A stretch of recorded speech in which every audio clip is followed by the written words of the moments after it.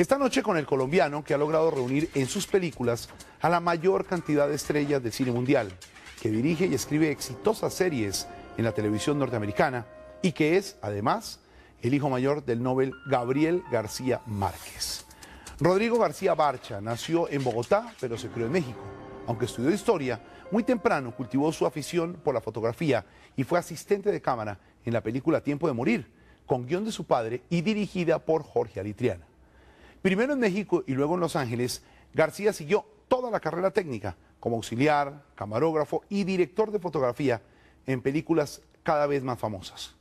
Ya en la plena madurez, decidió revelarse también como escritor y presentó su primer guión, titulado Cosas que digo con solo mirarla. Y aquí dio la primera sorpresa. Despertó el interés de figuras de Hollywood como Glenn Close, Cameron Díaz, Calista Flockhart y la ganadora del Oscar por el piano Holly Hunter. Esa película ganó en el Festival de Cannes en la sección Una cierta mirada. Luego hizo 9 vidas, 9 historias sobre mujeres, en la que de nuevo estuvieron Glenn Close y Holly Hunter, pero se sumaban otras 7 figuras como Sissy Spacek. Rodrigo García se siguió cotizando y entró a dirigir y a escribir capítulos de series famosas como Los Sopranos y En Tratamiento, actualmente en cartelera. Pues ahora está en Bogotá, tras 17 años de ausencia, para presentar su más reciente trabajo, Madre e Hija, una conmovedora historia de amor y ausencia. Y de nuevo, con una cinta llena de figuras: Naomi Watts, Annette Bening, Samuel Jackson y Will Smith. He dicho muchos nombres aquí, pero es que vale la pena mencionarlos, porque estrellas juntas es algo que no se ve muy a menudo en una película de bajo presupuesto y con un director tan nuevo como él. Pues Rodrigo concedió su primera entrevista para la televisión colombiana a Darío Fernando Patiño. Le contó cómo ha sido el trabajo con las grandes figuras, por qué abordó el tema de la adopción en Madre e Hija, e inevitablemente habló sobre su padre. Reveló que quiere filmar el guión de Gabo Tiempo de Morir, pero admitió que nunca haría una película sobre una de sus novelas. Darío Fernando Patiño entra al radar. Rodrigo García, bienvenido al radar y a la televisión colombiana. Gracias. Bueno, hay unos temas que son recurrentes en las entrevistas que le han hecho a usted. Yo tal vez termine repitiéndolos, pero solo lo sabe usted porque los televidentes colombianos no lo habían visto. Cambio las respuestas. Usted se ha caracterizado fundamentalmente en 3 de sus películas por tratar el tema desde el punto de vista femenino y por tener allí actrices de cartel. Su primera película incluso con Glenn Close, Cameron Díaz, Calista Flockhart, Holly Hunter. Lo primero es cómo es vincular a estas actrices tan importantes a un proyecto. Bueno, esa película, que son 5 historias, originalmente yo quería que fueran historias de hombres y mujeres, pero escribí las primeras 2 sobre mujeres y me di cuenta que los personajes femeninos me quedaban más complejos, más diferenciados, los personajes masculinos que escribieran un poquito más planos y todos un poquito demasiado parecidos a mí. Entonces me seguí por ahí. Creo que la manera que tú lo dijiste es la correcta. Las películas no son sobre mujeres, pero lo hago a través de personajes femeninos.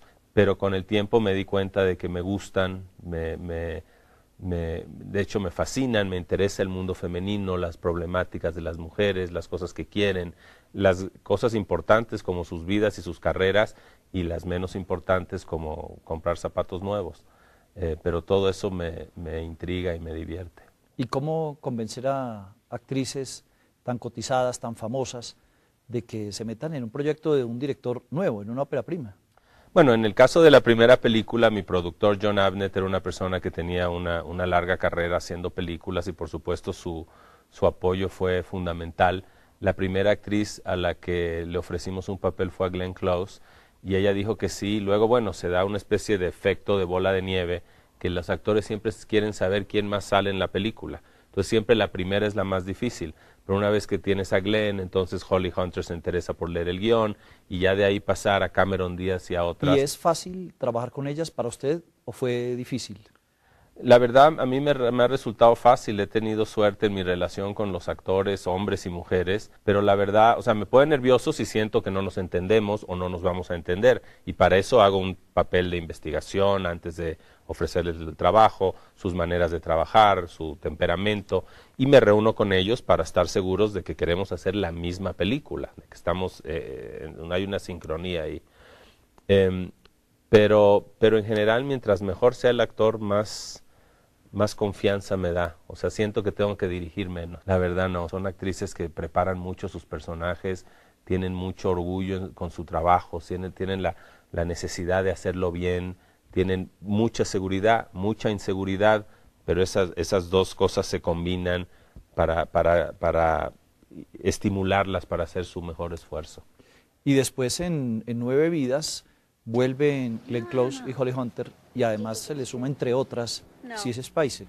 ¿Eso ya vinculación directa de usted con ellas, con Holly y con Glenn, o ya se necesitó nuevamente la intervención del productor?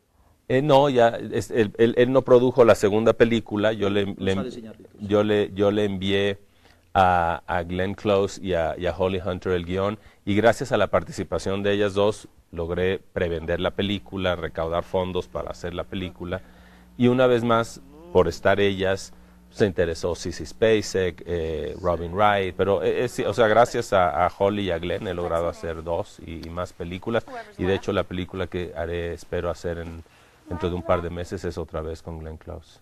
¿Y eso le sirvió también de presentación ante Naomi Watts y Annette Bening? Sí, porque la trayectoria cuenta mucho, ¿no? O sea, y además yo me imagino que tal y como los directores nos llamamos los unos a los otros para comparar experiencias con los actores también se hablan los unos a los otros para preguntarle cómo te fue con tal director, cómo es trabajar con tal director. Entonces, tener una recomendación de una actriz así es muy valioso. Para ellos es importante eso, hacer una película que no sea de una gran taquilla, pero que sea realmente entra a una categoría como de obra especial dentro del cine. Por supuesto les encanta hacer el gran cine comercial, que con frecuencia tiene buenos papeles o mucho presupuesto, son películas que salen con mucha publicidad, los actores cobran muy bien, pero en muchas de esas películas el personaje es un poco secundario al fenómeno de el efecto especial, la batalla, la violencia, las 3 dimensiones. Entonces yo creo que muchos de estos artistas están muy abiertos, tal y como hacen obras de teatro, en las que cobran muy poco, también están dispuestos a hacer una película donde el personaje sea el rey. ¿Le sirve a usted haber sido asistente de cámara, camarógrafo, director de fotografía, para ser además director y guionista? Esa triple labor. Sí me sirve porque, bueno, primero porque me sirvió mucho para familiarizarme con el funcionamiento del set. O sea, muchas veces, la verdad, no sé, los directores que nunca han estado en un set y que hacen su primera película, dirigen su primera película, no sé muy bien cómo lo hacen. ¿Y ese conocimiento de la técnica le sirvió para lanzarse en 9 vidas, a hacer 9 historias en las que, para claridad de nuestros televidentes, cada historia es un solo plano, es decir, no tiene cortes? Sí, y normalmente antes de 9 vidas yo no era una persona que fuera gran enamorado de los planos secuencias, me gustaba mucho filmar las cosas más en pedazos y editar y tratar de que los cortes fueran lo que le daba una de las energías, del misterio de la historia, era a través de los cortes. Pero 9 vidas son como 9 retratos de 9 mujeres, y sí se me antojaba que cada una de ellas fuera 12 minutos en la vida de fulana. Entonces presentar los 12 minutos enteritos sin cortes. Y para las actrices, para una diva de Hollywood, no es mucho riesgo someterse a una escena de 12 minutos en las que no hay ningún corte y en las que de pronto no va a salir tan bien favorecida como si hubiera la posibilidad de una edición o de un montaje. Yo creo que es riesgoso, pero todas se atrevieron. O sea, finalmente todos los artistas, si no hay riesgo no hay nada, ¿no? El que no arriesga es el que entonces empieza a hacer lo que hace siempre, en caer en los lugares comunes. O sea, muchas de estas personas son estrellas de cine, pero siguen siendo artistas y saben que con frecuencia, si no te da miedo un proyecto, no vale la pena. Ahora viene Rodrigo a Colombia para presentar su película Madre e Hija, que termina siendo una película muy en torno a la adopción. Es un tema complejo, difícil. ¿Cómo llegó usted a esa historia, o a esas varias historias de madre e hija? Bueno, originalmente no era ni la adopción, ni la maternidad, ni siquiera la relación entre madres e hijas. Lo que me interesaba era explorar alguna persona que tiene que vivir su vida con una gran ausencia. Alguien en su vida que se fue y que nunca volvió, ya sea por divorcio, o muerte, o exilio, o enfermedad, o una separación por adopción. Me interesaba explorar cómo vive esa persona con un fantasma en su vida. Entonces me ocurrió agarrar este personaje, Karen, que a los 14 años salió embarazada y su madre la obligó a dar a su bebé en adopción. Entonces la película realmente es 35 años después, cuando ambas mujeres, la madre y la hija, ya son dos adultos y nunca se han conocido, no sabe la una quién es la otra, y han vivido toda su vida con esa ausencia, con ese fantasma, pues. Entonces eso era lo que quería explorar, ese vacío. Rodrigo, pero se nota un gran conocimiento del drama en torno a la adopción. Ve uno reflejadas ahí historias de personas que han dado en adopción, o de personas que han recibido niños en adopción y otros que buscan. Me pareció muy real en eso. ¿Usted investigó en ese tema? Sí, investigué, aunque creo que vale la pena aclarar que está basado mucho en el viejo sistema de adopción, lo que se llamaba la adopción cerrada, donde se obligaba a los participantes a no tener idea de quiénes eran los otros. O sea, la joven no sabía quién había adoptado a su bebé, la madre que adoptaba no conocía la identidad de la madre biológica, el bebé una vez que crecía no tenía manera de averiguar quién era la madre biológica. Este sistema de secreto, que yo creo que básicamente nació de vergüenza, la vergüenza del embarazo no deseado, de la madre soltera, etcétera. Este sistema secreto creó mucho dolor, es muy traumatizante y que por eso pensé que sería un buen motor para la historia. No refleja, sin embargo, yo creo la relación que tenemos hoy en día con la adopción, que es mucho más abierta, es mucho más aceptada, no se ve como una cosa rara. Y por supuesto, tanto el que adopta como el que es adoptado tiene derecho a saber la identidad de los otros, ¿no? Y eso creo que ha tenido mucho más éxito. ¿Usted es consciente cuando escribe, cuando filma y cuando llama al músico que le va a hacer la música de sus películas, como en el caso de Madre e Hija, de el efecto que va a producir en quien lo ve?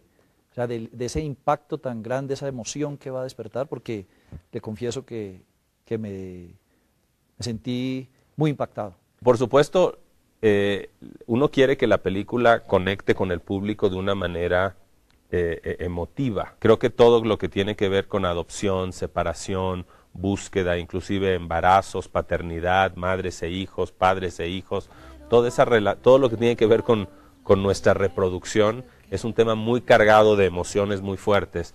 Entonces eso me interesaba y sí, no es que pensé, deseaba que el público reaccionara de una manera comprometida con la película. Cuando uno escribe un guión o cuando hace una película, me imagino que es lo mismo haciendo una canción, una novela o pintando un cuadro, trabaja uno con dos cerebros, haciendo lo que uno cree que debe hacer y lo que a uno le gusta, pero siempre pensando cómo se verá, cuál será la experiencia de ver esto.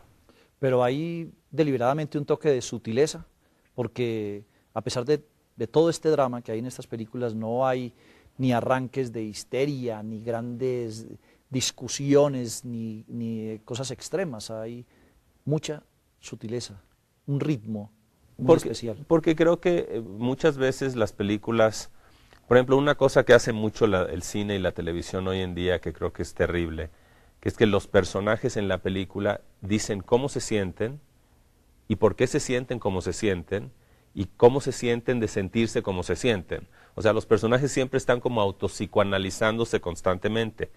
En la vida real no es así. Todos somos actores, todos mentimos, todos ocultamos. A veces con buenas intenciones, pero ocultamos. Y me gusta que los personajes también sean así, que más que hablar directamente y decir lo que sienten y piensan, oculten. Ahora, el chiste, por supuesto, es que ellos se oculten a sí mismos sus sentimientos, se los oculten a los otros personajes, pero que el público logre descifrar lo que está pasando. Bueno, Rodrigo García, director de grandes estrellas de Hollywood, creador de historia de mujeres, son dos características, y además, adicionalmente, el hijo de Gabriel García Márquez. Lo que siempre le preguntan, ¿le ha servido, le ha perjudicado ser el hijo de García Márquez? Bueno, me ha servido mucho más de lo que me ha perjudicado. O sea, crecí en un mundo extraordinariamente privilegiado. Teníamos una familia, lo que se llama ahora una familia funcional. Por supuesto había recursos económicos y todo el mundo de mis padres era sobre todo de artistas, de escritores, guionistas, directores, pintores, poetas. Un mundo muy comprometido políticamente, con donde contar una historia era importante, pero también el compromiso social y el interés político era importante. Las desventajas, supongo que cuando uno es hijo de una persona famosa, siempre se te ve y se te define mucho por eso, entonces tiene uno que tratar de sacudirse eso y abrirse uno su propio paso. Pero no, sería grotesco quejarme, ha sido muchas ventajas. ¿A usted un productor le ha adquirido un proyecto, un director le ha dado un trabajo, una actriz le ha dicho trabajo con usted por ser el hijo de García Márquez? Yo me imagino, aunque nadie me lo dice, que debe haber una curiosidad inicial, ¿no? A ver, si es el hijo de García Márquez, déjame leer el guión, déjame ver su película, pero nunca nadie me ha dado $5 millones para hacer una película por ser hijo de Gabo, ¿no? ¿Gabo ha conocido sus guiones? Sí, generalmente le enseño los guiones, no enseño mucho mis guiones cuando los estoy escribiendo, pero hacia el final, cuando ya he escrito varias versiones, entonces se los enseño a algunas personas y Gabo los lee normalmente en la etapa justo antes de filmar, ¿no? Cuando ya estoy en la recta final. ¿Cuándo será que se hará la gran película sobre una obra de Gabo? No lo sé, yo creo que se han hecho algunas bastante respetables, ¿Pero a usted le gustan las versiones que se han hecho? Me gustan algunas, pero no voy a nombrar nombres. Yo creo que primero son difíciles de adaptar porque la riqueza del mundo que tienen en el libro se comunica a través del lenguaje. Y aunque ese lenguaje puede provocar en nuestra mente imágenes, no son películas, no son historias contadas estrictamente en imágenes, como se cuenta una película.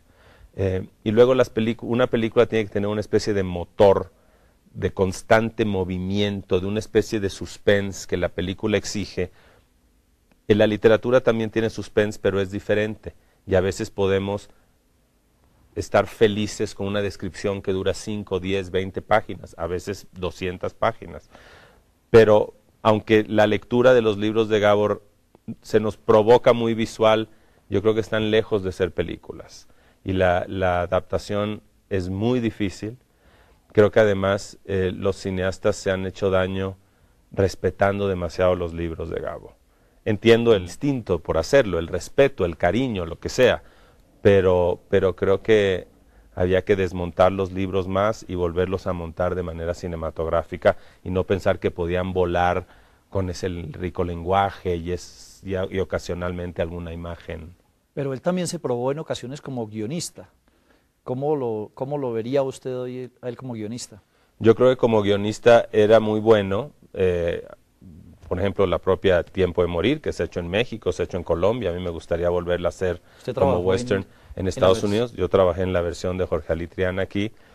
O sea, la propia Cándida Heréndira, que fue guión antes de ser cuento. Yo creo que Gabo entiende muy bien cómo se cuenta una historia en imágenes, con ese movimiento relativamente rápido que tienen las películas, con ese suspense que necesita una película casi de escena a escena. ¿Qué va a pasar ahora? Eso es muy necesario. Yo creo que como guionista lo entendía. Ahora, él no escribía los guiones de estos libros. Él, de hecho, yo creo que en alguna época dijo que no estaba seguro si funcionarían como películas. Esto que se lo han preguntado miles de veces, insisto, primera vez en televisión colombiana, ¿cuándo haría Rodrigo, si se le mediría a una película o no corre ese riesgo, inspirada en un guión de Gabo, en una novela de Gabo? Me gustaría hacer Tiempo de Morir, adaptarlo. Se hizo en una especie de western mexicano, hizo la versión original la hizo Arturo Ripstein y la película funcionaba muy bien. Jorge Alitriana la hizo en Colombia con Gustavo Angarita. Yo creo que todavía la película aguanta ser hecha como un western clásico americano. Pero bueno, eso siempre fue un guión. Uno de sus libros no lo haría porque, primero, por las razones que hemos discutido, que creo que son de muy difícil adaptación, y segundo, porque siento que si hago uno de sus libros, entonces ese sería el fenómeno, y todas las entrevistas, y toda la prensa, y todo sería alrededor de Hijo de Gabo filma Gabo. La película sería casi secundaria al fenómeno de esa producción, y pues eso no me interesa. ¿Alguna de estas divas, Anne Hathaway, todas estas mujeres que hemos mencionado en sus películas, Naomi Watts, se ha llevado sorpresas con que alguna de ellas haya leído a Gabo? Yo creo que todas han leído a Gabo, me han mencionado algo. Lo que pasa curiosamente es que la gente es muy respetuosa y yo creo que siempre parte de la base que si están en mi mundo, de mis películas, de mis historias, a lo mejor no voy a querer que hablen de Gabo. Pero eso es una suposición, son conclusiones que saca la gente. Eso creía yo también, que de pronto usted no quería hablar del tema. Sin embargo, todo el mundo me pregunta siempre y siempre hablo del tema y a pesar de eso, parten de la base que no hablo del tema. Entonces no sé. Pues por eso. No sé cómo hacer para hablar del tema más que hablando del tema, pero no me ha servido de nada. Ahora, por otro lado, quiero decir que no me molesta. Ah, bueno, perfecto. O sea, siento que de todas maneras es respetuoso hacia mí que la gente piense querrá, no querrá, tiene su propia carrera, tiene sus películas, se es justo hablar con él de eso o no. O sea, no me puede ofender que la gente esté temerosa con el tema, al contrario, creo que, o sea, es respetuoso, pues. Pero es que no todas las veces, y eso debo decirlo, tiene uno en un país el privilegio de tener al escritor vivo más importante del mundo y tener al colombiano más importante en la industria del cine. Entonces, es un honor haber estado con usted, Rodrigo. Quedé sacudido con lo del colombiano más importante en la historia del cine. Va a tardar un par de días en recuperarme de eso. ¿Es verdad? Gracias. Dos detalles adicionales. Ninguna de estas estrellas ha cobrado más del mínimo obligatorio por participar en las películas de Rodrigo García. Y él mismo solo cobró $10 por la dirección de Madre e Hija. Y su camino continúa. En 2 meses viaja a Escocia a rodar una nueva cinta protagonizada por Glenn Close, en la que la actriz debuta como co-guionista.